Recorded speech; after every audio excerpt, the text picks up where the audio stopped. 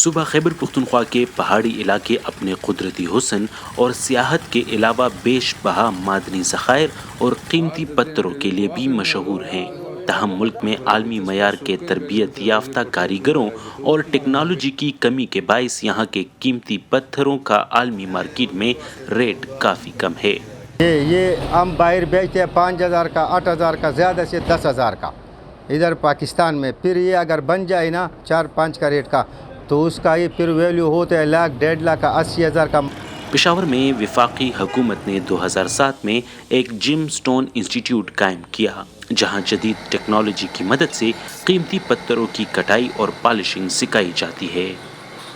Training دے رہے جس میں manual jewellery designing, wire wrapping jewellery, computer aided jewellery designing, اس کے علاوہ لیپڈری میں فیسٹنگ کورس 4 months کا ہوتا ہے، کارونگ جیم سٹون کارونگ کا کورس، اور اس کے علاوہ جیم سٹون آئیڈینٹیفیکیشن کا ٹریننگ بھی ہم یہاں دے رہے۔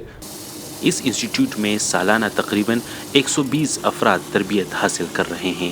سر میں نے مختلف کٹنگ سیکھ لی ہے یہاں پہ، جو اس میں ایمرل آتا ہے اور ڈائمنڈ کٹ آتا ہے یہاں پہ، مختلف اور بھی کٹس ہے۔ انشاءاللہ میں کوشش کروں گا کہ وہ بھی سیکھ لوں۔ مارکیٹ کی طلب کی مناسبت سے یہاں تربیت پانے والوں کی تعداد انتہائی کم ہے۔ ملک میں اب بھی پتھروں کی تراش کا زیادہ تر کام پرانے طریقوں سے ہی کیا جا رہا ہے۔ جتنے بھی قیمتی اور نیم قیمتی جیم سٹون ہے وہ ڈائریکٹ جو نمک منڈی میں آتے ہیں، وہ امبورا جو ٹریڈیشنل لیول جو سسٹم ہے اس پہ وہ کٹنگ کراتے ہیں، اور ہمارے پاس جو انٹرنیشنل لیول کی جو مشینری ہے، جو امہاشی جس کو ہم فیسٹر بھی کہتے ہیں، اس کی ہمارے پاس اگر آپ اس پہ کٹنگ کریں تو وہ بالکل انٹرنیشنل لیول کے انٹرنیشنل سٹینڈرڈ کے مطابق ہوں گے جی۔